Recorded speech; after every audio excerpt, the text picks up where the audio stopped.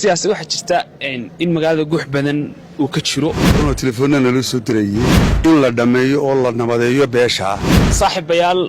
marka hore soo dhawaada waxa iminka magaalada Ceergaabo sidoo kale aanu kula kulanno soo caga dhigtay siyaasi Maxamed Jaamac siyaasadaada ku magac dheer oo kamid ah siyaasiyiinta culus ee reer Soomaaliland siyaasi marka hore soo dhawaada adoo hay'ad raad baa Ceergaabo ka tisbaado timi Ceergaabo ma ka tismaan wana soo galo dawaa magaaladeedii run ahaantii waanu ku faraxsanay imaatikeeda sida quruxda badan ay tahay ay iyo nabadgelyada ka jirtay wanaagga ka jirana aad iyo aad baan ugu faraxsanay roob iyo rays waliba aan hore loo aragna aad iyo aad uga daayay alxamdulillah rabbil siyaasi waxa jirta in magaalada guux badan uu ka jiro ibaatinkiina ku saabsan dad badan ay hadalla isdhax qaadayaan bal ibaatinkiina arrinka nabadaynta bal ka war bismillaahir rahmaanir rahiim iyo ilaa xalay tawarruno telefoonana la soo direeyay magaaladana guux badan waa runo uu ka jiray dhinacyo badan taabanaya waxaana fiican dadka bulshada in loo warramo hadeer dee waanu waftigii waanu kala maqannahay qolo waliba waxay ku maqan tahay inay qoladooda u warranto marka annagu waxaan u soconay nabadayn gogashii uu madaxweynuhu dhigay gogashaas cidba ku wajahan tahay marka inay hadal badan dhaliso ama guux badan dhaliso runtii dee waa nabadayn weeye dadkii markaanu hargeysa ka soo baxaynayna guurtidii iyo dawladdu dee war bay ka soo saartay laakiin waxa fiican in la qayaxo oo la caddeeyo waxa loo socdo si guuxana meesha uga baxo war annagu uma soconno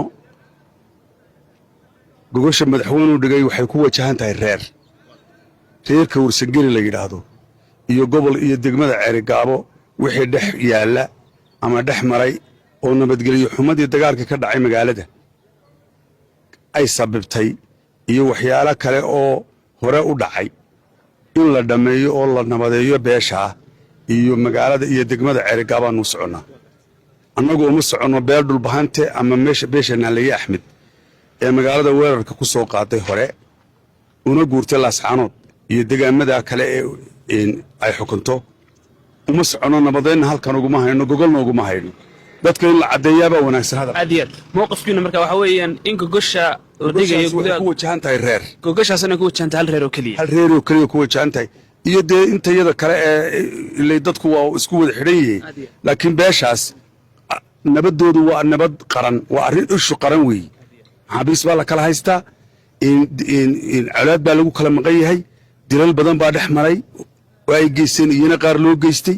marka nabadooda uma soconno annagu ma faragelinayno umana soconno waxaanu u soconnaa inaanu nabadayno beesha warsangeli iyo degmada Ceergaabo wixii dhex maray waaye siyaasi waxa jirta iminka inaan wufti hordhaca oo adigu ka mid tahay inay gudaha gol Soomaaliland soo gaareen madaxweynaha Jamhuuriyadda Soomaaliland gorma ayaa la filayaa ma la filayaa inuu iman doono taa waa la filayaa laakiin taas ka hor dhici mayno waqtigiisa iyo xilliga uu imanayo isageedu waa dawlad iyo shaqadeed laakiin waxaan ku cadaynayaa inaan loo kala hadhayn nabadda Ceergaabo iyo gogasha madaxweynuhu dhigay inaan ummadda reer degmada Ceergaabo iyo inta ku xeeranba aanay u kala hadhayn ay wada qaadanayaan gacantana la gelinayo lana dhamaynayo insha Allah bidnillaahi kariim ilaahina waxaan ka rajaynayaa beeshaas dee waa beel culus waa beelay maskaxda iyo caqliga lagu tuhmayay ee weligood soo jireenka marka waxaan rajaynaynaa inaan wax culus oo maaragtay dhibihiba insha Allah aanay dhicin oo aanan cidiba la kulmin oo markiiba ay hawshaasi fududaato ayaanu rajaynaynaa aad baad ugu mahadsan tahay gudoomiyaasad nooga tarxaan saartay runtii guux ku jiray magaalada Ceergaabo dad badan waxay afar badan isla dhex marayeen laakiin waxaan ku faraxsanahay inaad warka dheeda ka cadeysay siyaasi waxa jirta in magaalada guux badan uu ka jiro oo telefoonana la soo direeyay in la dhameeyo oo la nabadeeyo beesha saaxiibayaal marka hore soo dhawaada waxa iminka magaalada Ceergaabo sidoo kale aanu kula kulanno soo caga dhigtay siyaasi Maxamed Jaamac siyaasadaada ku magac dheer oo kamid ah siyaasiyiinta culus ee reer Soomaaliland siyaasi marka hore soo dhawaada adoo hay'ad raad baa Ceergaabo ka tisbaado timi Ceergaabo ma ka tismaan wana soo galo dawaa magaaladeedii run ahaantii waanu ku faraxsanay imaatikeeda sida quruxda badan ay tahay ay iyo nabadgelyada ka jirtay wanaagga ka jirana aad iyo aad baan ugu faraxsanay roob iyo rays waliba aan hore loo aragna aad iyo aad uga daayay alxamdulillah rabbil siyaasi waxa jirta in magaalada guux badan uu ka jiro imaatinkiina ku saabsan dad badan ay hadalla isdhex qaadayaan bal imaatinkiina arrinka nabadaynta bal ka waran. bismillahi raxmaan raxiim iyagoo ilaa xalayta dee waa runoo telefoonna naloo soo dirayey magaaladana guux badani waa runoo wuu ka jiray dhinacyo badan taataabanaya waxaana fiican dadka bulshada in loo warramo oo haddeer dee wafdigii waanu kala maqannahay qolo waliba waxay ku maqan tahay inay qoladooda u warranto marka annagu waxaanu u soconnay nabadayn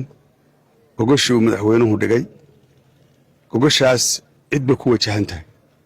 marka inay hadal badan dhaliso ama guux badan dhaliso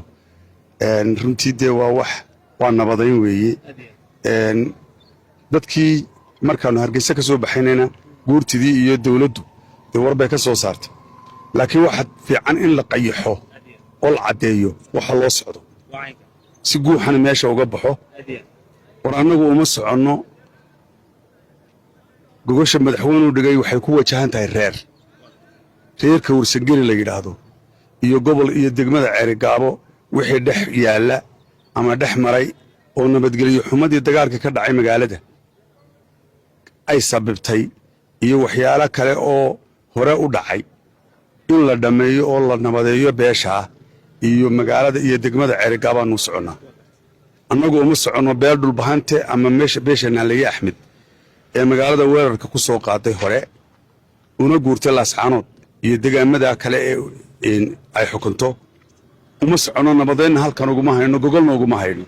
dadka in la caddeeyaabaa wanaagsan hadal aad iyo aad mowqifkiina marka waxa weeyaan in gogosha la dhigayo gudaha ku wajahan tahay gogoshaasna ku wajahan tahay hal reer oo keliya ku wajahan tahay iyo dee intayada kale ee ilay dadku waa isku wada xidhan yihiin laakiin beeshaas nabadoodu waa nabad qaran waa arrin ishu qaran weeye maxaabiis baa la kala haystaa colaad baa lagu kala maqan yahay dilal badan baa dhex maray oo ay geysteen iyana qaar loo geystay markaa nabadooda uma soconno annagu mana faragelinayno umana soconno waxaanu u soconnaa inaannu nabadayno beeshaa warsangeli iyo degmada ceerigaabo wixii dhex maray sidaas waxaa jirta iminka inaad wufdi hordhaca ood adigu ka mid tahay inaad gudaha gol somalilan soo gaadheen madaxweyne jumhuuriyadda somalilan goorma ayaa la filayaa ma la filaya inuu iman doono taa waa la filaya laakiin taasi ka hor dhici mayno wakhtigiisa iyo xilliga uu imanayo dee isageedu waa dawlad iyo shaqadeed laakiin waxaanuun ku caddaynayaa inaan loo kala hadhayn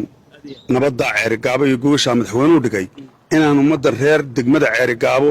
iyo inta ku xeeraniba aanay u kala hadhayn